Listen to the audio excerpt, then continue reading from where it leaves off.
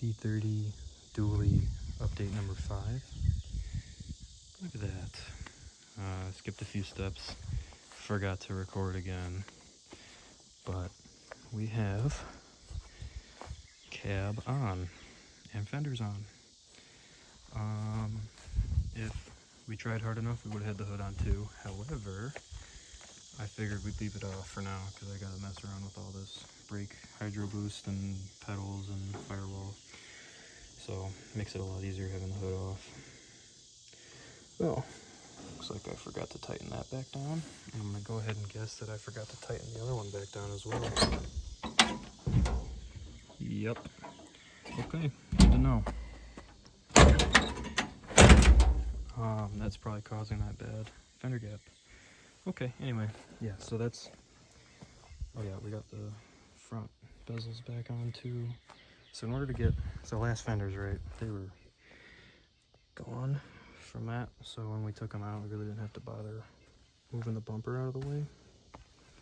But for putting these new fenders in, well, new to me, we actually had to take the bolts out there. I took the bolts out for this little, or these. This one I had to cut. This one came out, but I'm not going to put it back in. Look, I'm sure this bumper did a lot of bumping in its day, but, you know, it's not going to do any more bumping. So, actually what we ended up doing, which kind of sucked, this was the worst part of today. We had brought the skid steer down here, picked the cab up, put the cab on, landed perfect the first try, no issues. Then we were like, oh man, forgot to put the tank in. So yeah, we didn't put the tank back in before we put the cab in. We're like, oh, you know, it should be fine. You know, people, they put tanks in these all the time without pulling the cab. And then we tried it. It didn't work. We did some sketchy stuff with a 4-jack that I'm never going to do again.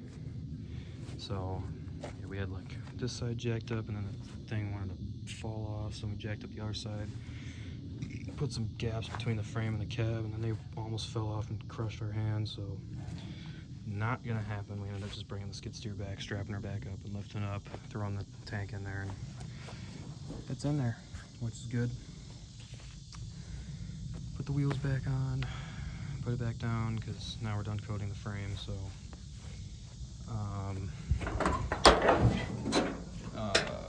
unfortunately, so this cab was a manual 4-wheel drive K20. This hump, or this frame, is from a 2-wheel drive manual C30. I was under the impression that the humps were the same, but they are different. So I'm gonna have to order a manual 4-wheel drive hump. It's only about $100. Just this crappy part is that it's gonna have the hole cut out for the transfer case selector, but it's fine. It'll be whatever. It's probably for the better too, because this trans tunnel is kind of on its way out. But yeah, we just wanted to get the big stuff out of the way. We felt like we needed a big win, so we wanted to put the fenders on instead of starting to do the interior stuff. So, I don't know, that's gonna suck, is the interior stuff. Doors, we ended up taking the doors off to put the cab on just so we could strap it easier. Those ended up being kind of difficult to put back in, but they shut, which is good. Because it was hard to shut them before because those rockers had collapsed in on themselves. This door, lost the screw, lost it, so we got a new method, which is just doing that, which works. Again, you can see the cab, it still needs, you know, at least rockers, probably floor too. Well, just like a little section of floor. That side's a little bit better, but the actual cab supports, cab braces underneath need replaced. I think this one does too, but it's not as bad. That rocker had about a bunch of mice living in it. Other thing. So we got 4 cab mounts. You got one there, one there, one there, and one there. This one we got in. This one was fine. That one, still kind of haven't gotten to it yet. We wanted to do that before we put the cab on it, but unfortunately, the cage nut that's sitting back there is just spinning. So we're gonna have to come up with a creative solution. Sorry, cut out. And then I realized as we were lowering the cab down that this mount underneath here was also creatively taken out by the previous owner. So I'm gonna have to rescue that as well. So if you notice, it is kind of sitting a little cattywampus. I don't know why. Well, I do know why. And then also, a little interesting thing that we had to do. So we will put this fender on. I got new core support mounts. We put the new core support mounts in. And we go to put this fender on. And it just has the most horrendous gap. And that's probably a combination of, yes, the cab mounts being wrong or not being all in. And also this, whiskey dent here. But it was terrible. It was like out like an inch. And then it was overlapping by about, quarter or half inch. So we just did not know what to do. And what we ended up doing was loosening this core support mount, because we put the core support mounts in, life lesson here. Don't put the core support mounts in until you put the fenders in. Because it was a struggle and a half trying to get it. Oh, we got battery trays in too. What we ended up doing is we took the core support mount, we loosened it. And then once we loosened it and we lifted it up, it fixed that gap. Not fixed, it made it better. And also, it's like, I don't know. What we ended up doing then is I took part of the old bushing, and well, the old bushing was a lot better, but I ended up cutting it down to about an inch.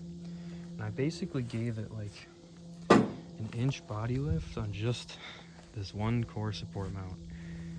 And it doesn't look too bad from the front.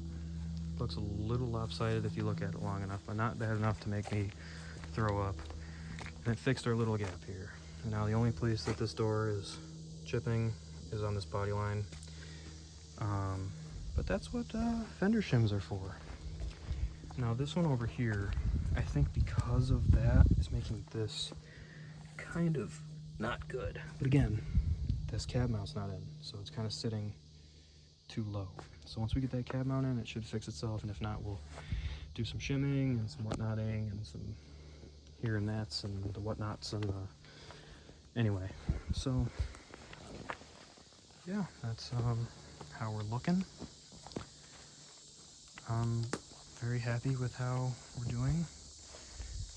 I'm gonna come back out here. Today's Wednesday. I'm gonna come back out here on Friday, and I hope to have a lot of the interior put together, but unfortunately it's going to be, that's going to suck. It's going to suck a lot, because I really did not organize a lot of stuff, and I don't know if I need stuff, and I don't know what's what, and where goes where, and got to rebuild the carb as well.